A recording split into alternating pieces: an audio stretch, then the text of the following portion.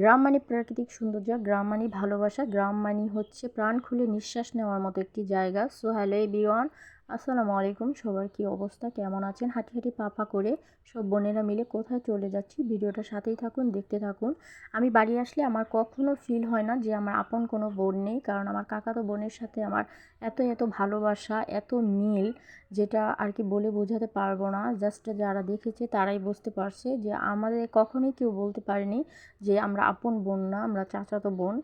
তো যাই হোক, যাওয়ার পথে দেখেন এত সুন্দর ছোট ছোট কাঁঠাল গাছে কি সুন্দর কাঁঠাল হয়েছে, একদম গোড়া থেকে আগা পর্যন্ত কাঁঠালে ভরে গেছে। মাশাল্লাহ, দেখে খুবই ভালো লাগলো, তো একটু শেয়ার করলাম আপনাদের সাথে।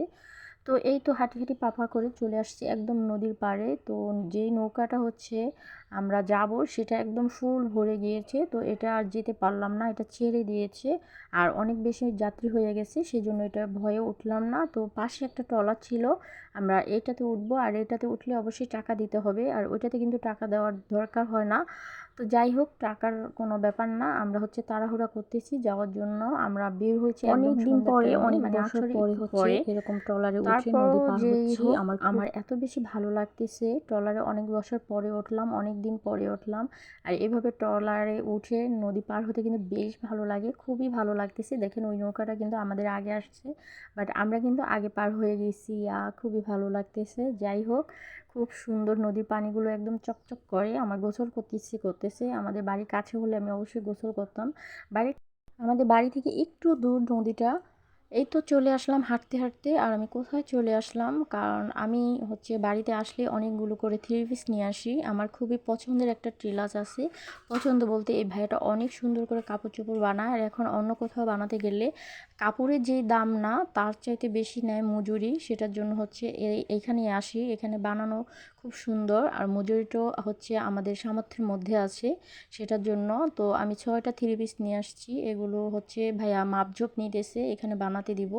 বানাতে দিয়ে হচ্ছে আমরা অন্য কোথাও চলে যাব। তো আমার কাজ ছিল এটাই, আমি এটার জন্যই আসছি। তো কাজিনটা যেহেতু আমাকে রিকোয়েস্ট করতেছিল, আপু চলো কোথাও যাই কোথাও যাই, সেটার জন্য আর কি বের হওয়া। তো চলে আসলাম আমাদের বাজারে।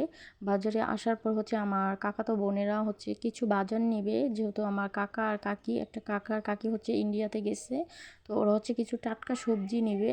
তো ওরা সবজি কিনা টানা করতেছে, আমি তো আমার কাজ ভিডিও করা, আমি ভিডিও করতেছি, ওরা হচ্ছে সুন্দর করে সবজি কিনতেছে। তারপর সবজি কেনার পরে, যেহেতু এই ভিডিওটা কালকে করেছি, কালকে ছিল পয়লা বৈশাখ, এটা আমরা একদমই জানতাম না, মানে খেয়াল ছিল না যে আমাদের বাজার কিন্তু মেলার মতো বসে। যাই হোক, দেখতে দেখতে দেখলাম মেলার মতো বসতেছে। এখানে মাটির খুবই সুন্দর সুন্দর জিনিস আমার খুবই ভালো লেগেছে। তো আমরা এখানে বসে অনেক টাইম কিছু দেখলাম, দেখার পরেও কিছু কেনাকাটা করলাম, কিছু কাপ পিরিচ, তারপর হচ্ছে প্লেট। আমি কিনবো না, আমি অবশ্যই এখান থেকে একদমই কিনবো না, বেতের এই জিনিসগুলো ভালো লেগেছে। তো দামে বনলে অবশ্যই নিয়ে যাব, দামে বনেনি তার জন্য আনিনি। তো আমার বোনের হচ্ছে মাটির প্লেট, মাটির কাপ পিস, এগুলো কিনলো ওরা বেছে বেছে। আর এদিকে দেখেন বেতের আর হচ্ছে বাঁশের অনেক কিছু বসছে। তারপর ফুচকা খেলাম। ফুচকা খেয়ে আবার একটু মেলা ঘোরাঘুরি করে মেলা থেকে বের হয়ে যাব। এত বেশি গরম লাগতেছে, এত পানি পিপাসা ধরছে, এত ক্লান্ত লাগতেছে, যেটা বলার বাহিরে। ভাবতেছি ঠান্ডা কিছু খাবো, বা ঠান্ডা কি খাবো এটা ভাবতে ভাবতে মানে গলা শুকিয়ে যাচ্ছে। এই তো মেলা ঘুরে ঘুরে দেখতেছি আর একটু ভিডিও করতেছি। আমি যেহেতু ভিডিও মেন, ভিডিও না করলে তো চলেই না। যাই হোক, ছোটোখাটো সবই ভিডিও করলাম। ভিডিও করে তারপর চলে আসলাম একদম মসজিদের কাছাকাছি। এসে দেখলাম গ্যান্ডারি রস, আমি তো না খেয়ে আর পারবই না, তো আমি নিজেও খেলাম, সবাইকে খাওয়ালাম এক গ্লাস করে। খাওয়ার পরে প্রাণটা একদম ঠান্ডা ঠান্ডা হয়ে গেল। বরফ দেওয়া ছিল, লেবু দেওয়া ছিল, খুবই ভালো লেগেছে গ্যান্ডারি রসটা। যাই হোক, গ্যান্ডারি রস খাওয়ার পর হচ্ছে আবার চলে যাচ্ছি কিছু কসমেটিক কিনবো। চাচাতো বোনেরা হচ্ছে কিছু কেনাকাটি করবে, সাথে আমিও কিছু কেনাকাটি করব। তো দেখলাম তো এই তো টুকিটাকি কিছু কেনার পরে হচ্ছে আমরা এখন চলে যাব। আর ভাবতেছি অনেক বেশি রাত হয়ে গেছে, নৌকা পাবো কি না, খুব বেশি টেনশন করতেছি।